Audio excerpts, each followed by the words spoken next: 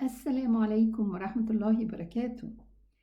This is part 4 in lesson number 4, and inshallah we start Bismillah ar-Rahman ar-Rahim wa bis-salah ala Rasulillah sallallahu alayhi wa sallam. In the previous recordings we talked about the al-jawf, and we started the throat, okay, al-halq. And the first time we talked about the furthermost part of the throat, where the letter Hamza and Ha are articulated from. And today, inshallah, we are going to talk about the middle part of the throat and the letters that are articulated from there. These letters are the Ain and the Ha. Both of them articulate and exit from the middle throat. They have the same place, they have the same articulation area, but what differs between them? And as we did before, what differs between them is the characteristics. Exactly as we did before. 2 letters or 3 letters, they exit from the same articulation area, then the difference between them is their characteristics. Otherwise, as we did with huruful mad, the shape of the mouth is the difference between them, is the cause of the difference between them in sounds, because they share the same articulation area, and they share also the same characters. Okay, now let us see regarding the letter Ain and the letter Ha.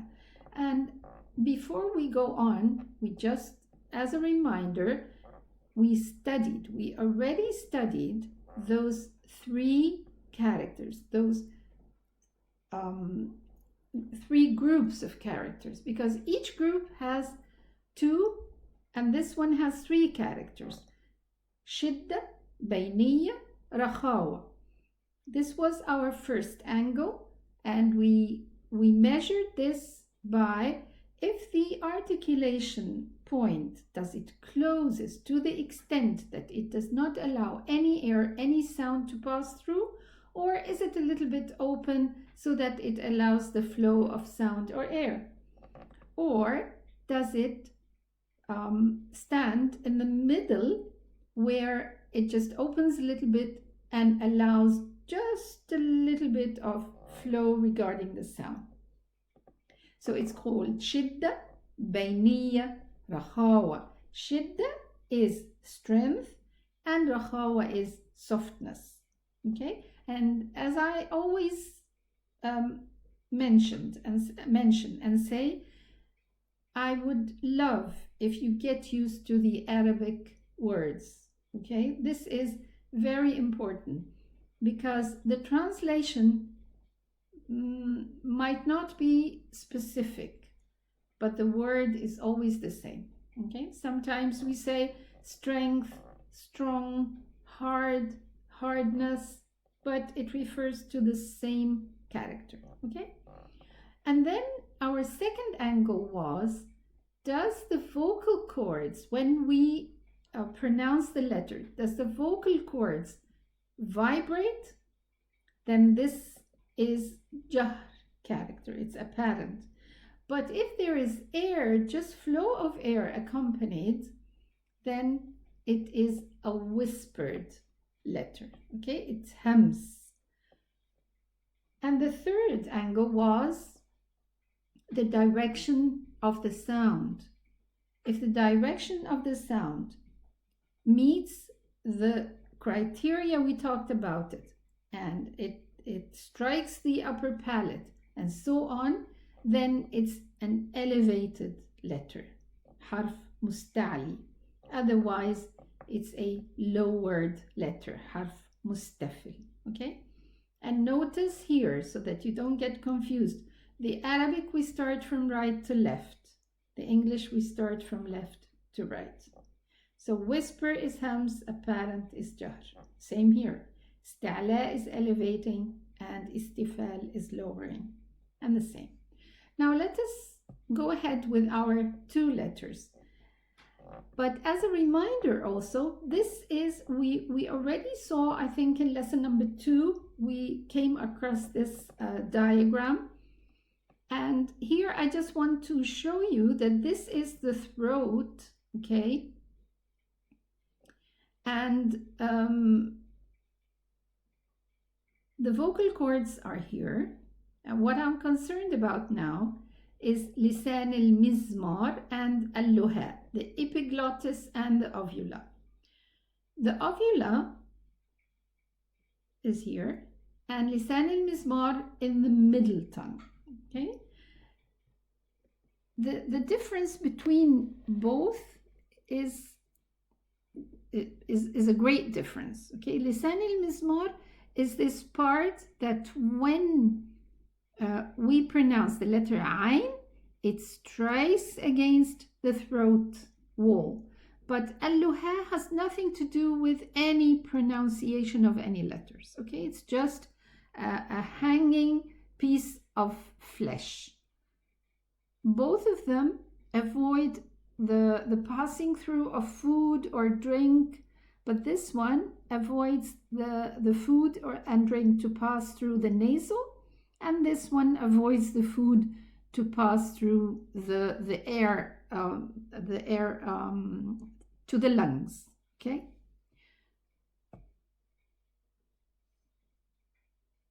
Okay, now we have a description here. Lisan al-mizmar, the epiglottis, is a small movable lid in the middle throat that closes. It prevents food and liquid from entering the windpipe. Al-luha is this little fleshy hanging ball in the back of the throat. If we open our throat widely, we can actually see it quite easily. And it's part of the soft palate. It helps prevent food and liquid from going up the nose when swallowing. Now, let us make this experiment as we always do, or as we always did, and let us try to pronounce the letter Ain. When it's a sukoon and we need a moved letter before it, so that we can pronounce our sukoon letter. And we agreed upon that it's going to be Hamza, and it's much easier to use a Hamza Fatha. Okay, it's just easier. So let's pronounce the Ain. And whatever I'm doing and experimenting and pronouncing, I would love if you can do the same thing so that you have your own experiment, you feel the same things, and you experiment the letter, okay, with its characters and its exit points. Now try to say ah. I know that there are many who have difficulty in pronouncing the throat letters because it does not exist, or some of them do not exist in your mother tongue language, but we keep on trying, And if ever at any point you feel there's no hope for me, just remember the minute you started learning how to read Quran and now, did you improve? I'll answer, yes, you did. Nobody doesn't, because Allah subhanahu wa ta'ala said, وَلَقَدْ يَسَّرْنَا الْقُرْآنَ لِلذِّكْرِ. He made it easy for those who want to learn. So just remember how you started and now. And maybe you need a little bit further so your pronunciation is just perfect. Let's pronounce the letter Ain. If I pronounce the letter Ain like this, ah, and the question is, did the sound run? If the answer is yes, which I will say yes, then it's not from its proper exit point. So I need to pronounce it from a little bit deeper within the middle part of the throat. And let's pronounce it again. Ah. Ah. Again. Ah. This is, inshallah, the correct pronunciation of the letter Ain. What if I, push it deeper inside, closer to the Hamza? Okay, and I say ah, ah, ah. Some people do this, okay? So how are we going to advise them? We're going to say, okay, you are using a deeper point then the correct point for the ayn. What makes the ayn, the sound of the ayn, runs a little bit and stops? It's the epiglottis, okay? The epiglottis, when I stress on this makhraj, what happens is that the epiglottis strikes the wall of the throat and then it releases. So this is where the small running of the sound, the short running of the sound comes from. Okay?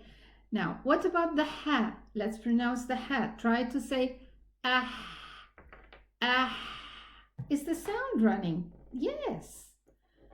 And if the sound runs in the ha, then this is the proper exit point. Okay? So the ayn has an in-between character because the sound runs a little bit, and the ha has rakhawa because the sound runs a little bit more. Okay? And if we are going to compare it with the hamza, how was the hamza? The hamza had this shidda character, strong. Why? Because the vocal cords totally closes when the hamza is pronounced, allowing no running sound whatsoever. So let's conclude what we were saying. Ah, the epiglottis moves backwards, closing the throat opening and preventing the sound or the airflow. Does the exit permit sound lengthening? Very short extension of the sound, okay? Like what we said. This is why it has this in-between character. What about the letter ha? Ah, ah. When we say, for example, yahsabun, yahsabun, this flow of the ha sakina is a must. Why? Because we are giving it one of its characters. So, is the air flowing? Yes. Put your palm in front of your mouth and pronounce the ha. And we are talking about the air, not just the sound. Give it a try. Ah, ah. Get your palm closer to your lips, to the mouth, the opening of the mouth, and feel. Ah, yes, I can feel there's air. What about the sound? It is running. Is there any friction here? Is there any friction? Yes. The sound of the ha is caused by friction. Remember when we were talking about the things that causes sound, and one of them was friction, like the ha, for example. The ha sound is caused by friction between the airflow and the vocal cords.